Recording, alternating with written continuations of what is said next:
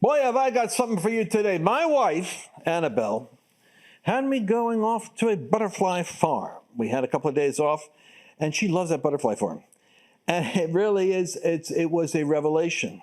Because, you know, your life goes into periods of times of darkness, and then it comes out of the cocoon and forms into something new.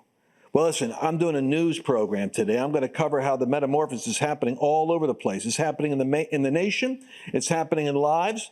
But I want to let you know that I asked Annabelle, I said, honey, I want you to join me in September for a special weekend event where the two of us are going to join forces with my son Carl and Dave Yarnes and some others. We're going to have a special weekend when we're going to be unpacking the, how should I call it?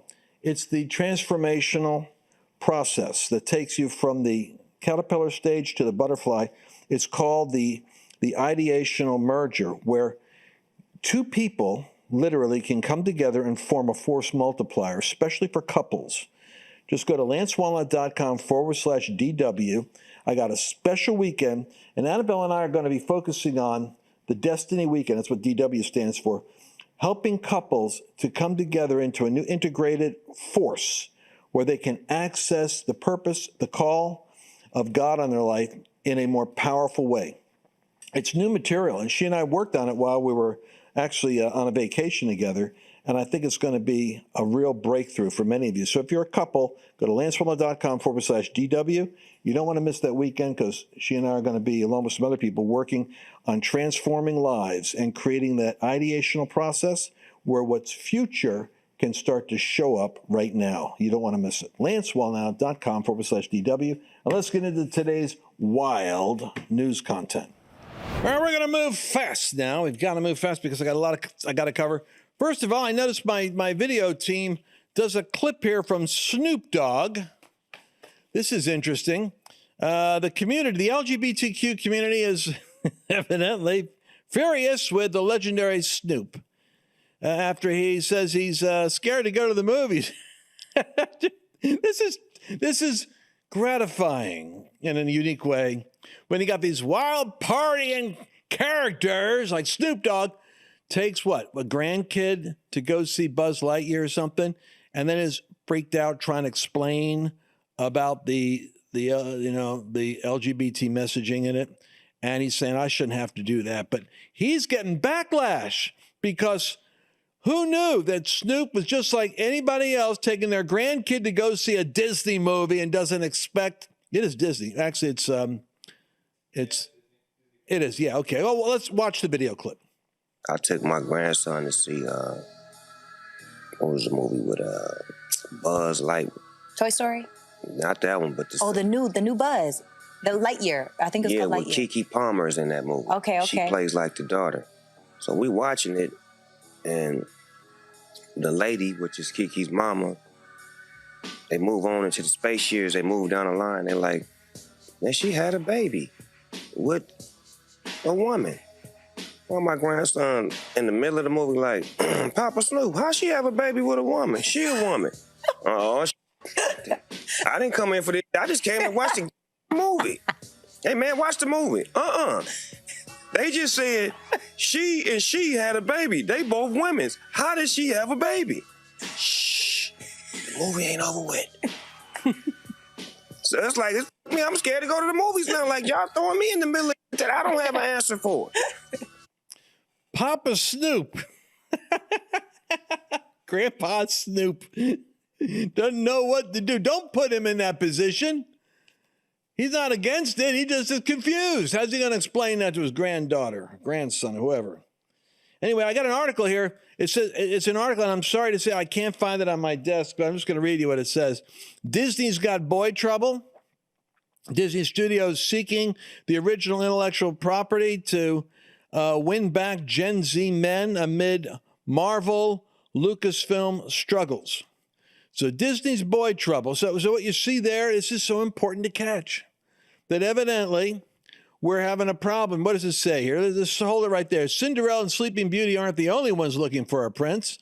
Leadership at Walt Disney Studios has been pressing Hollywood creatives in recent months. Multiple sources tell Variety for movies that'll bring young men back to the brand in a meaningful way. Young men is defined here by sources as ages 13 to 28. First, every film studio is looking for better ways to convert young audiences into habitual moviegoers. Well, here's the deal. If you start representing men as men, instead of feminizing men and having women act like men, you might resonate more. This is the reason why the recruitment numbers are off the charts back again with the military. Because you got Pete Hegseth there. Do you see that scene with him and RFK Jr. doing a pull-up contest? Dang, I don't think it's fair. I mean, RFK Jr. is like, how old is that dude? I mean, he's built buff. He's doing all push-ups and pull-ups, and Pete Hegseth's there huffing and puffing, keeping up with him. But I will tell you what happened. The moment that Donald Trump pumped his fist in the air with the blood coming down his face and his collar open, and he shouts, fight, fight, fight, when they're trying to kill him, a psychic shift happened in the American male psyche, and they said, you know what, Zuckerberg said it, even Putin said it. They said, that's the kind of male energy I'm proud of. Men are designed by God to be, whether you like it or not, all you sexists out there, here's one, turn the channel off, go to another channel, I'm going to go full baby boomer on you. God designed men to be the protectors. That's why women was taken out of the side of the man, because the man is the protector. The woman coming out of the side is the more sensitive. Yes, any married couple knows the wife comes to you. You know this. She brings up the stuff that the guy's a little slow on. But the wife feels she's closer to the heart of the thing, the family, the children. The man's providing, he's fighting, he's the hunter, he's the gatherer. And I'm not talking evolution, I'm talking about the design. I mean, to make a man soft and effeminate, make the girl the protector, it makes for an interesting shift in the storyline. But women aren't looking for that. They aren't looking for a guy to protect. They're looking to see if you can provide for them. Guarantee it. You talk to Jordan Peterson, you talk to any of these guys that are super freaky sharp on sexuality, gender dynamics, and the psychohistory of couples, why that woman wants that ring and why that guy's got to prove he's capable of going and getting that ring. It's all part of this kind of a unique dance that goes on. I was just down on this butterfly farm. Annabelle took me to it. It takes a wife to get you to a butterfly farm. And I felt like the Lord was telling me, go to the butterfly farm with your wife. So I got up in the morning. She goes down to a butterfly farm. And I find out that the female butterfly is hovering around. I'm watching the butterflies. I said, what are they doing? Well, the women are checking out the guys. They're hovering around them. Why? They're looking to see if the wings are symmetric. They're looking to see if they're healthy. They're looking to see, and they can pick up the scent of the male a mile away. But then they go check the guy out. Before they bump that butterfly, that guy, they're checking him out to make sure he's worth dating. Then they get that guy's attention. And what do they do next? They say, hi, honey. And next thing they take off. And the guy goes, hey. And he goes, like guys will do, goes pursuing her. What's she doing now? She wants to see if he can keep up with her. Now, he's got to keep up with her, zigging and zagging. She looks over her shoulder. Okay, he's got some stuff. He's going after it. He's chasing me. He's pursuing. Then they get into this weird thing where they're in a spiral. What are they doing? It's like a dance. She's checking to see, is he coordinated? Can he dance? I mean, what are his moves here? Can he keep up with me? And so they're doing this kind of like coordination test. How is he on the dance floor here? Can I see myself in a dance with him? And then when the mating starts, the mating happens, and the female in this particular illustration has greater strength than the male, it's a larger species. So she and he wrap up, and she will fly and carry him until the conception is complete. And then she drops like these 100 eggs into these different places. And those that survive become the caterpillar that will eventually become the butterfly. And what I learned out of that is that even in nature itself, there's a species characteristic that goes on. And what's happening is Disney's saying, how do we get them back again? Well, stop by having women that don't have a romantic interest in men, like your Sleeping Beauty doesn't have to have a guy and can do it on her own. You get what I'm talking about? I got my rant out of my system there. By the way, while we're on this thing, let me give another interesting story. It's a little bit connected. What I like about this Trump moment is that we prayed him in, and he's kaboom, kaboom, kaboom. He's got these bunker-busting bombs he's dropping on the institutions. He's going to ABC and NBC because he watches the news. He's saying, you guys are just running talking points for Pritchner and for Gavin Newsom. You're not even covering news. You're the debater for the left on national news. That's not news. That's clearly political free programming. So he is saying that he is at the point now where he believes that the broadcast licensing for NBC and ABC should be evaluated because they've got 90% bad stories against the administration and Trump. And he realizes the psychological influence of constantly having negative programming, like in the schools, when you're propagandizing kids, instead of teaching them how to think, you're telling them what to believe. So while ABC and NBC don't have to be licensed or pay fees to the FCC, each local ABC and NBC affiliate must obtain licenses and pay fees. That's the local stations. Trump questions that arrangement, and he says, why is it that ABC and NBC, fake news, two of the absolute worst and most biased networks anywhere in the world, aren't paying millions of dollars a year for a license fee? If they're not going to be neutral, they might as well pay for their opinion. In Media Research Center found that the evening newscasts from ABC, NBC, and CBS gave the president 92% negative coverage. The national network coverage of Trump is more negatives in the first few months of his second term than during the beginning of his first term. Now, Trump settled a lawsuit for $16 million with CBS over its editing of that Kamala Harris interview, where they basically doctored her so she didn't sound dumb. Brendan Carr, the head of FCC, told CNBC in December that the independent government agency could take a fresh look at TV networks to see if they were operating in the public interest. You look on the media side, I think there's no question that trust in media is at an all-time low. And so I think there's a lot that needs to take place to restore trust and confidence in media. And there's a role for the FCC, at least to the broadcast side. They have to operate in the public interest, and I think it's probably appropriate that the FCC take a fresh look at what those requirements are.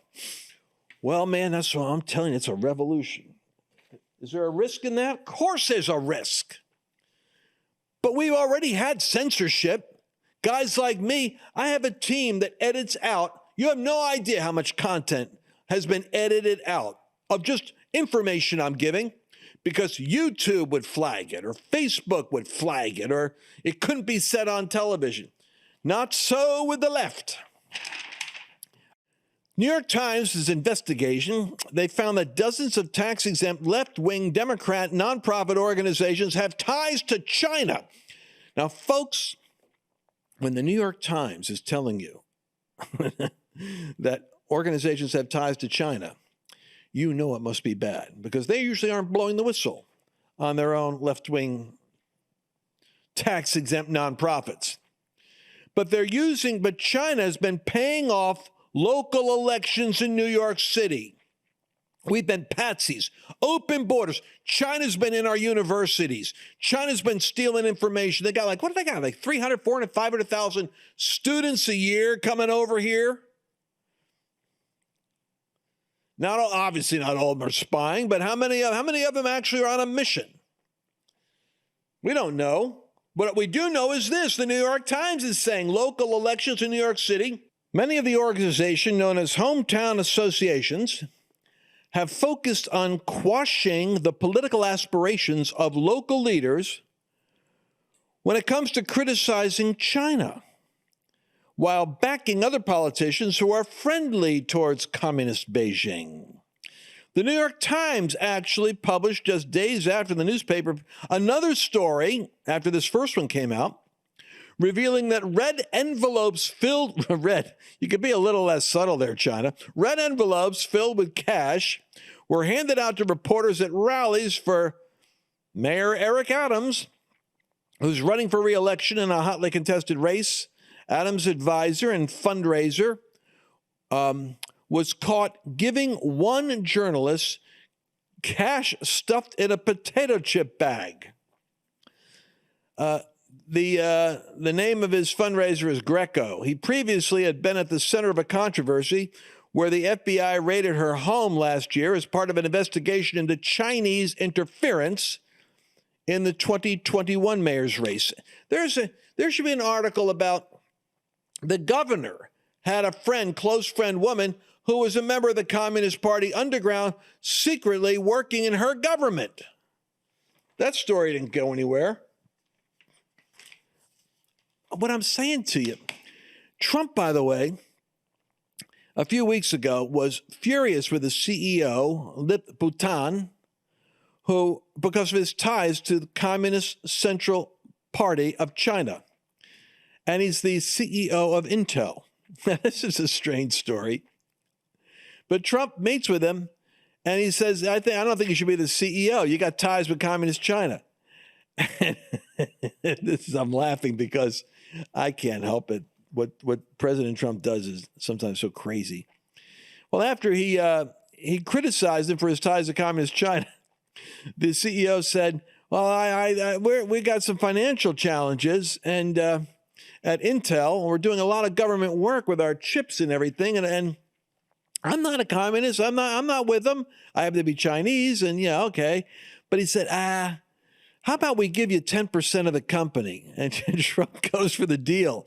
So Trump struck a deal that will convert $8.9 billion of equity in Intel into government grants, into equity. And the move comes just 4 weeks after President Trump called for the firing of the Intel CEO. But he managed to work out a deal where the United States government owns 10% of the company, I guess. How does that happen?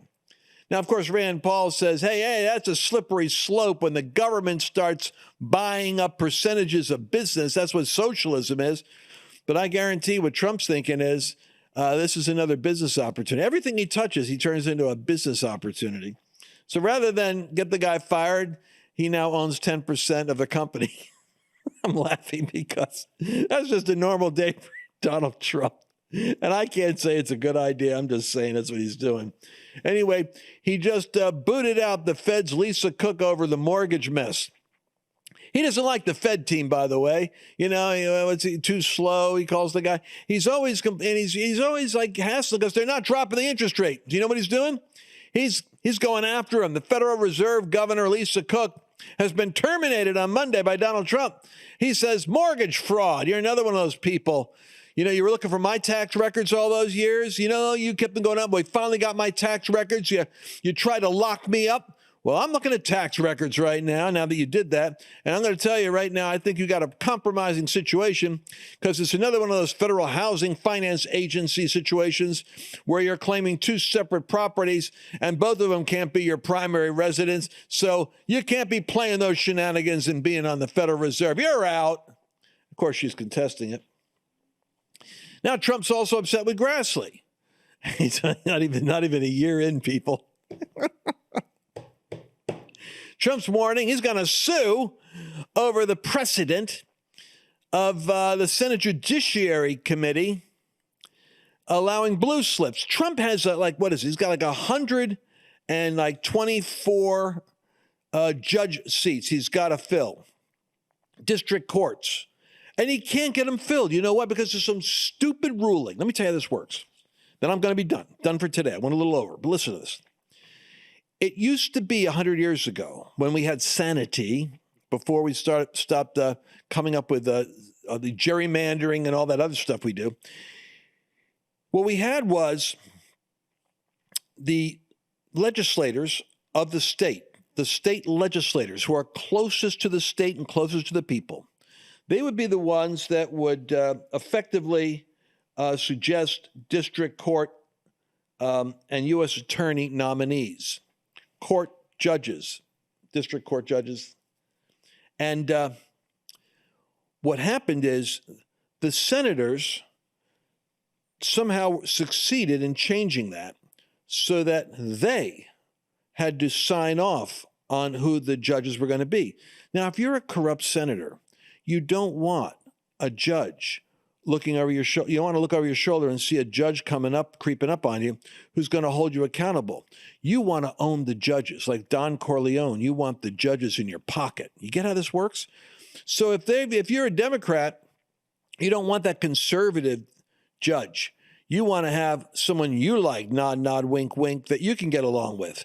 And so if they don't give you the blue slip, then that blue slip is the protocol of moving that forward to accepting that judge. And so if they don't sign that blue slip or put it in, then they don't do it. And Grassley is old school. I mean, I'm sorry, he's a good guy in a lot of ways, and Article 3 Project Mike Davis swears by him. But this is where the old school is a problem, because he doesn't want to upset what the Democrats and Republicans all do, which is we have to put that blue slip in. We want to approve our own judges. We don't want the wrong judges in our backyard. So Chuck, don't change that. The president says, because of that policy, none of y'all are approving my judges, and I've got an administration to run. So Trump's doing what he always does. He's warning he's going to try to sue over the precedent and criticizing Senate Judiciary Committee Chuck Grassley for not ceding into his demands to stop that blue practice. Well, you know, Chuck's going to be offended and those guys are going to dig in their heels, but they got to be very careful because Trump has a megaphone and these guys are holding up the administration from being able to fill in the people they need to do the job the American people voted them to do. Well, that's what I wanted to share with you, and I got it out of my system. That's the week that was. All right. Catch you guys later in the next show tomorrow. God bless you. The number one thing blocking you from your assignment might not be very evident to you. You might need to uncover this. Carl, talk to us. Absolutely. So for a lot of us, we think that when we come up on these hurdles, these challenges, that we just need to try harder and do better. And that might be the case for some of us, but maybe it's actually our approach to those problems. Hi, I'm Dave Yarnes, executive coach and serial entrepreneur, and my friend Carl Wallnau. Hi, international itinerant speaker and professional creative. What if one thing that you got from this seminar, this incredible Destiny Weekend, would change your life in such a way that you literally would be catapulted into your next level? Look, we want to see you there. We want to help you uncover constraints. We want to help you discover strengths. But more than that, we want to hear about your success. Join Carl, myself, and Dr. Lance Wallnau at the Destiny Weekend. You can go to lancewallnau.com/DW. We really want to do everything we can at this meeting to unlock those strategies that will get you into your next assignment. Did you enjoy this latest episode? Please remember to share it with your friends, because the